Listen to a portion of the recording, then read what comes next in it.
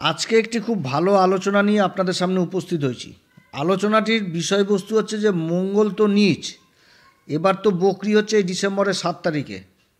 আবার মঙ্গল যে মুহূর্তে বকরি হচ্ছে সেই মুহূর্তে আবার অবস্থান করছে শনিদেবের নক্ষত্র পুষ্যা নক্ষত্রে, এবং এই নক্ষত্রে জানুয়ারির 12 তারিখ পর্যন্ত থাকবে। 12 তারিখে আবার প্রবেশ করবে মঙ্গল দেবগুরু বৃহস্পতির নক্ষত্র পুনর্বসু নক্ষত্রে, এবং 21শে জানুয়ারি মঙ্গল প্রবেশ করবে আবার মিথুন রাশিতে।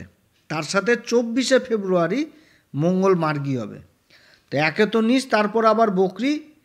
তো এবার এই মীন রাশির উপর কী প্রভাব পড়বে, আজকে এই বিষয়ে বিশেষ আলোচনা আপনাদের সামনে ধাপে ধাপে তুলে ধরব। মঙ্গল হচ্ছে আমাদের দেহের রক্তের কারক। মঙ্গল হচ্ছে তেজ, ক্রোধ, অহংকার। মঙ্গল হচ্ছে সাহস। মঙ্গলকে বলা হয় গ্রহদের সেনাপতি, এবং সূর্য হচ্ছে রাজা। মঙ্গল যখন কেন্দ্রে নিজের রাশিতে অবস্থান করে তখন রুচক নামক পঞ্চমহাপুরুষ রাজযোগ তৈরি করে, আর এই রাজযোগ একটি শক্তিশালী রাজযোগ। মঙ্গল মকর রাশিতে আবার যখন অবস্থান করে সেটা তার উচ্চ ঘর হয়, এবং কর্কট রাশিতে অবস্থান করে তখন তার এটা নিচ ঘর হয়। আর 28 ডিগ্রি পর্যন্ত মঙ্গল নিচ অবস্থায় থাকে এই কর্কট রাশিতে। তো ভালো জিনিস হচ্ছে মকর রাশিতে যখন থাকে তখন মাঙ্গলিক জিনিসটা হয় না। তো জন্মকুষ্ঠিতে মঙ্গল যদি ভালো অবস্থায় থাকে তাহলে প্রশাসন লেভেলের অনেক সুবিধা লাভ করে, খেলাধুলার দিকে যথেষ্ট নাম খ্যাতি অর্জন হয়, ইঞ্জিনিয়ার লেভেলে প্রচণ্ড উন্নতি করে। যারা বড় বড় ডাক্তার সার্জেন্ট হয় তাদের জন্মকুষ্ঠিতে মঙ্গলের অবস্থান খুব ভালো থাকে, কারণ এগুলো কাজ করতে গেলে তো সাহসিকতার প্রয়োজন। আবার যদি মঙ্গল ডিগ্রির দিক থেকে কম হয়, খারাপ রাশিতে অবস্থান করে, কোনো শত্রু নক্ষত্রে অবস্থান করে, তাহলে এই সমস্ত জাতক জাতিকারা প্রচণ্ড ভীতু স্বভাবের হয়। কোনো কাজ করতে গেলেই আগে কনফিডেন্ট জিনিসটা সহজে হারিয়ে ফেলে। তো যাই হোক, আলোচনাটি এগিয়ে নিয়ে যাওয়ার পূর্বে সমস্ত দর্শক বন্ধুদের আমাদের এই অ্যাস্ট্রো এস এম বাংলা চ্যানেলের মাধ্যমে নমস্কার জানাচ্ছি, এবং যারা বহুদিন ধরে আমাদের অনুষ্ঠান দেখেন এখনও পর্যন্ত সাবস্ক্রাইব করেননি তাদের কাছে বিশেষ অনুরোধ করব চ্যানেলটি সাবস্ক্রাইব করার জন্য। আর অনুষ্ঠানটি যদি আজকের ভালো লাগে তাহলে লাইক, শেয়ার, কমেন্ট অবশ্যই করবেন। তবে আমি আমার দর্শক বন্ধুদের কোনো সময় বিভ্রান্তের মধ্যে রাখতে চাই না। এটা একটা গ্রহের গোচরের অবস্থানের উপর ফল প্রকাশ করা হচ্ছে, কারো কুষ্টি ধরে আলোচনা নয়, যার জন্য এটি কারোর সাথে মিলতে পারে কিংবা নাও মিলতে পারে। তবে আমার বিশ্বাস আগামী দিনে মীন রাশি এখান থেকে কিছুটা হলেও উপকৃত হবে। তো কর্কট রাশিতে মঙ্গল অবস্থান করছে নিচ অবস্থায়, আর কর্কট রাশিটি কি জলতত্ত্ব রাশি, আর মঙ্গল হচ্ছে অগ্নিতত্ত্ব রাশি। মীন রাশির ক্ষেত্রে মঙ্গল হচ্ছে কারক গ্রহ, ভাগ্যের ঘরের অধিপতি এবং ধনসম্পত্তির ঘরের অধিপতি। অবস্থান করছে কর্কট রাশিতে, আর কর্কট রাশিটি হচ্ছে চন্দ্রমান রাশি, মীন রাশির ক্ষেত্রে পঞ্চম ঘর। এবং কর্কট রাশির অধিপতি চন্দ্রদেবের নক্ষত্র রোহিণীতেই আবার এই মীন রাশির অধিপতি দেবগুরু বৃহস্পতি আবার অবস্থান করছে, এবং দেবগুরু বৃহস্পতিও বর্তমানে বক্রী অবস্থায় রয়েছে এই বৃষ রাশিতে। আর দেবগুরু বৃহস্পতির আবার সপ্তম দৃষ্টি পড়ছে এই বৃশ্চিক রাশিতে, এবং এই ভাগ্যের ঘর বৃশ্চিক রাশিতে রাহুরও দৃষ্টি পড়ছে, তার সাথে আবার শনিদেবেরও দৃষ্টি পড়ছে। তো মঙ্গল আবার যে মুহূর্তে বক্রী হচ্ছে 7 ডিসেম্বর, সেই মুহূর্তে মঙ্গল আবার অবস্থান করছে শনির নক্ষত্র পুষ্যা নক্ষত্রে। আর বর্তমানে শনি কিন্তু মার্গী অবস্থায় রয়েছে দ্বাদশ ঘর, যেটা কুম্ভ রাশি, যেটা শনির মূল ত্রিকোণ রাশি। এবং এই 28শে ডিসেম্বর শনি আবার নক্ষত্র পরিবর্তন করবে। শনি এবার প্রবেশ করবে 28শে ডিসেম্বরে দেবগুরু বৃহস্পতির নক্ষত্র পূর্বা ভাদ্রপদে। অপরদিকে আবার মঙ্গলও জানুয়ারির 12 তারিখ পর্যন্ত এই শনি নক্ষত্র পুষ্যা নক্ষত্র থাকছে, এবং 12 তারিখে আবার পুনর্বসু নক্ষত্রে অবস্থান করবে, যেটা হচ্ছে দেবগুরু বৃহস্পতির নক্ষত্র। এবং বর্তমানে শনির 7.5 কিন্তু চলছে এই মীন রাশির।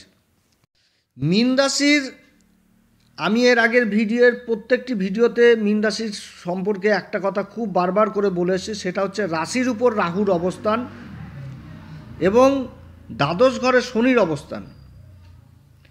এটা কিন্তু যথেষ্ট ভালো না, কারণ মীন রাশি হচ্ছে কি সত্যবক্তা রাশি, মানে যেটা বলবে সেটা সামনাসামনি বলে দিবে। এদের রাগ ঢাক এরকম কোনো ব্যাপার নাই, সত্য কথা শুনতে ভালোবাসে, আর যেটা খারাপ লাগবে সেটা আবার মুখের উপর এরা বলে দেয়। সত্য জিনিসটাকে এরা বেশি পছন্দ করে। অর্থাৎ মীন রাশিকে তার মুখের ভাষার উপর যথেষ্ট খেয়াল রাখতে হবে, কারণ শনি দ্বাদশ ঘরে অবস্থান করছে, তার তৃতীয় দৃষ্টি পড়ছে বাণীর ঘর, যেটা হচ্ছে মেষ রাশি। আর রাশির উপর রাহু অবস্থান করছে, রাহু আবার অবস্থান করছে শনিরই নক্ষত্র উত্তরা ভাদ্রপদে। আর রাহুর দৃষ্টি পড়ছে আবার এই মঙ্গলের উপর। পঞ্চম ঘরে অবস্থান করছে মঙ্গল। মঙ্গল হচ্ছে বাণীর কারক, যেটা মেষ রাশি, দ্বিতীয় ঘর, বাণীর ঘর। এই ঘরের অধিপতি পঞ্চম ঘরে অবস্থান করছে। এবার রাহুরও দৃষ্টি এই মঙ্গলের উপর পড়ছে। তাহলে এখানটাতে কি হচ্ছে যে শনি কিসের ব্যয় ঘটাবে? বাণীর ব্যয় ঘটাবে। আর রাহু রাশির উপর অবস্থান করছে, তাহলে রাহু পিছন দিক থেকে হাওয়া দিবে, ধোঁয়া দিবে। অর্থাৎ মুখের ভাষার উপর যথেষ্ট কন্ট্রোল করতে হবে এই সময় এই মীন রাশিকে। কারণ এরা তো সত্য কথা বলে, এবার সত্য কথাটাই বলবে, সত্য জিনিসটাই বলবে, কিন্তু শুনতে মনে হবে কর্কশ। অতএব সামনে থাকা ব্যক্তি কিন্তু সহজেই অসন্তুষ্ট প্রকাশ করবে।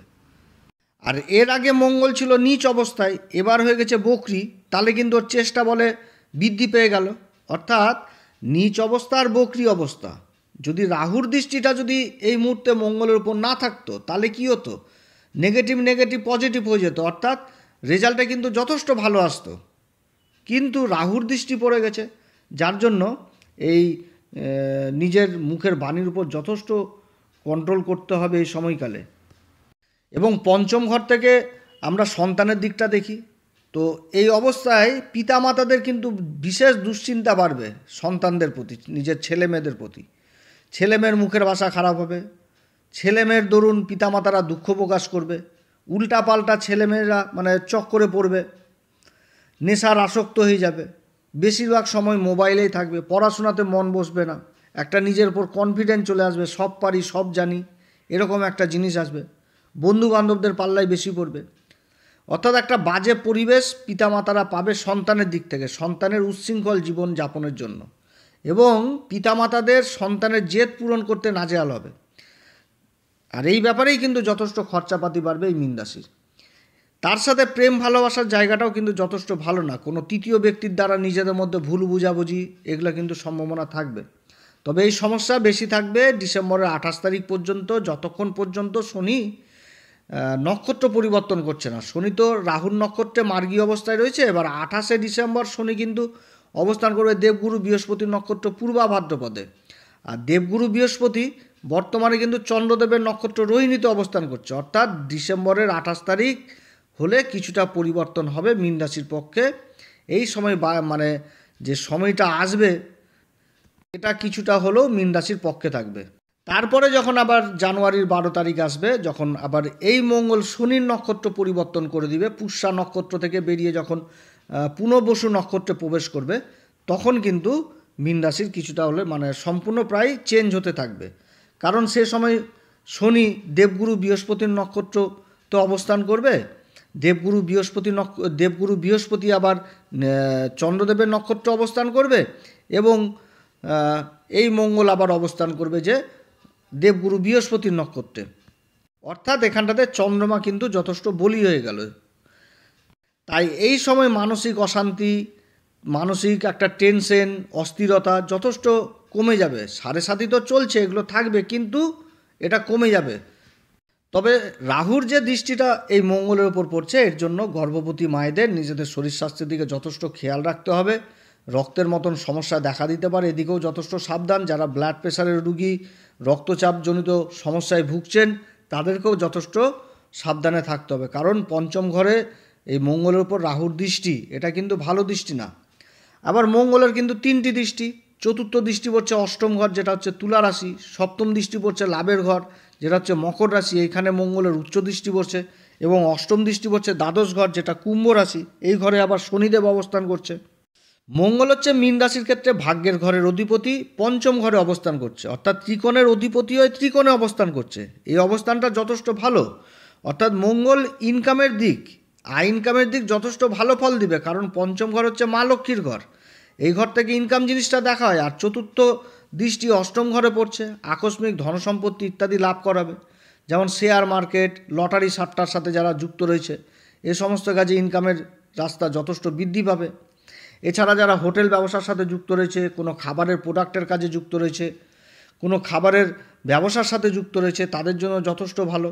যারা কৃষিকাজ দ্রব্যের ব্যবসার সাথে যুক্ত রয়েছেন, কাঁচামালের সাথে কাঁচামালের ব্যবসা করছেন, তাদের জন্য যথেষ্ট ভালো। আবার যারা কমিশন এজেন্টে কাজ করছেন, ফাইন্যান্সের কাজে যুক্ত রয়েছেন, এলআইসির মতন কাজে যুক্ত রয়েছেন, তাদের জন্যও যথেষ্ট ভালো সময়। যারা উচ্চ শিক্ষার্থী বিদেশে যাওয়ার চেষ্টা করছেন, কোনো বিষয়ের উপর রিসার্চ করছেন, রিসার্চ জাতীয় বিদ্যার সাথে জড়িত রয়েছেন, মেডিকেলে যুক্ত রয়েছেন, সার্জেন্ট, বড় বড় সার্জেন্ট, তাদের কিন্তু কর্মসূত্রে আবার বিদেশ যাত্রা হবে। এছাড়া যারা সোশ্যাল মিডিয়ার সাথে যুক্ত রয়েছে, সিনেমা জগতের সাথে যুক্ত রয়েছে, তাদের জন্যও যথেষ্ট ভালো। যারা হস্তশিল্পী, যারা ইন্টেরিয়র ডেকোরেশনের কাজ করছেন, জায়গা জমির কাজের সাথে যুক্ত রয়েছেন, বড় বড় ফ্ল্যাটের কাজে যুক্ত রয়েছেন, তাদের জন্য যথেষ্ট ভালো। পেট্রোলিয়াম পদার্থের কাজে যুক্ত রয়েছেন বা যারা তেলের ব্যবসার সাথে যুক্ত রয়েছেন, তাদের জন্য এই সময়কাল যথেষ্ট ভালো। ইনকামের একাধিক রাস্তা থাকবে, যেই কর্মে যুক্ত থাকুক সেই কর্মে কিন্তু যথেষ্ট ইনকাম থাকবে, কিন্তু খরচাপাতি যথেষ্ট বাড়বে। যেহেতু দ্বাদশ ঘরে শনি অবস্থান করছে, 7.5-এর একটা প্রভাব থাকছে, খরচা কিন্তু যথেষ্ট থাকবে, অবাঞ্ছিত খরচা হবে, যেটা মানে করতে চাইবে না তাও খরচা এরকম হবে। এই সময়কালে বিশেষ করে নিজের খাওয়া দাওয়ার উপর যথেষ্ট খেয়াল রাখতে হবে। মশলাদার খাবার, যারা আলসারের মতন অসুখে ভুগছেন তাদেরকে নিজের শরীর স্বাস্থ্যের দিকে খেয়াল রাখতে হবে। কর্মক্ষেত্রে কোনো রকমভাবে বাকবিতণ্ডায় জড়িত হওয়া যাবে না। যে কোনো কাজ মাথা ঠান্ডা করে করতে হবে এবং প্ল্যান মাফিক করতে হবে। বর্তমানে মীন রাশির তো 7.5 চলছে, কিন্তু দেবগুরু বৃহস্পতি, রাশির অধিপতি হচ্ছে দেবগুরু বৃহস্পতি, দেবগুরু বৃহস্পতি অবস্থান করছে রোহিণী নক্ষত্রে, চন্দ্রমান নক্ষত্রে, যার জন্য মানসিক যে একটা ডিপ্রেশনে ভুগছিল বেশ কিছুদিন আগে, কারণ এর আগের যে গ্রহগুলো অবস্থান, এই গ্রহের অবস্থানগুলো তো যথেষ্ট ভালো ছিল না। যেমন কেতু অবস্থান করছিল হস্তা নক্ষত্রে, এই জিনিসটাও ভালো ছিল না। তবে দেবগুরু বৃহস্পতির এই যে রোহিণী নক্ষত্র অবস্থান, এটা কিন্তু যথেষ্ট ভালো এই মীন রাশির ক্ষেত্রে, কারণ চন্দ্রমা এখানটাতে কিছুটা হলেও বল পাচ্ছে। এবং বর্তমানে এই যে চন্দ্রমান ঘরে কর্কট রাশিতে যে মঙ্গল অবস্থান করছে, যে একটা বক্রি অবস্থা, তারপরে নিজ চন্দ্রমা যখন আবার কেন্দ্রে অবস্থান করবে তখন আবার নিজভঙ্গ রাজযোগ তৈরি হবে। তো মোট কথা নিজভঙ্গ রাজযোগ তৈরি হবে, সেই সময় যথেষ্ট ভালো ফল পাবে। এবং পঞ্চম ঘরে ভাগ্যের ঘরের অধিপতির যে অবস্থান, এই অবস্থানটা যথেষ্ট ভালো হতে যাচ্ছে মীন রাশির ক্ষেত্রে। শুধু যে কয়েকটি দিক তুলে ধরলাম, এই দিকে যথেষ্ট সাবধানে থাকতে হবে এই মীন রাশিকে। এ সময়কালে মীন রাশি কোন উপাচার করবে? যাদের জন্মকুষ্ঠিতে গ্রহের অবস্থান ঠিক নয়, দেবগুরু বৃহস্পতি যথেষ্ট বল পাচ্ছে না, দেবগুরু বৃহস্পতিকে বল দিতে হবে। যারা গুরু দীক্ষা নেননি তারা অবশ্যই গুরুর দীক্ষা নেবেন, গুরুর সান্নিধ্যে থাকবেন, মন্দিরে পূজারীদের দান দক্ষিণা করবেন, তাদের পা ছুঁয়ে আশীর্বাদ নেবেন। যে সমস্ত মন্দিরে ভোগ রান্না হয় সে সমস্ত মন্দিরে মিষ্টি কুমড়া দিবেন, এতে যথেষ্ট দেবগুরু বৃহস্পতি বল পাবে। এছাড়া প্রত্যেক দিন হনুমান চল্লিশা, বজরংবাণ অবশ্যই পাঠ করতে হবে। হনুমান চল্লিশা, বজরংবাণ পাঠ করার আগে শ্রীরাম সীতার প্রণাম মন্ত্র অবশ্যই করতে হবে। এটা কিন্তু 7.5-এর মধ্যে অবশ্যই আপনারা করবেন, যথেষ্ট ভালো ফল পাবেন। অতএব প্রিয় দর্শক বন্ধুরা, আজকে এতটুকুই। যদি এই পরামর্শ সত্যি ভালো লাগে তাহলে অবশ্যই আমাদের অ্যাস্ট্রো এস এম বাংলা চ্যানেলকে সাবস্ক্রাইব করবেন, লাইক করবেন, শেয়ার করবেন। আর সত্যি কথা বলতে মীন রাশি 7.5 চলছে, এখন জ্যোতিষীয় পরামর্শের অবশ্যই দরকার। অনেকে কিন্তু অনেক রকম সমস্যায় পড়েছে, অর্থাৎ জ্যোতিষীয় পরামর্শের অবশ্যই দরকার। আমাদের হোয়াটসঅ্যাপ নাম্বার দেওয়া রয়েছে, যদি প্রয়োজন মনে করেন মেসেজ করবেন, তবে আমাদের শুল্ক লাগু থাকবে। এছাড়া আমাদের সাথেও যোগাযোগ যদি না করতে চান, আশেপাশের কোনো ভালো জ্যোতিষীর পরামর্শ অবশ্যই নেবেন, কারণ 7.5-এর মধ্যে অবশ্যই জ্যোতিষীয় পরামর্শের দরকার।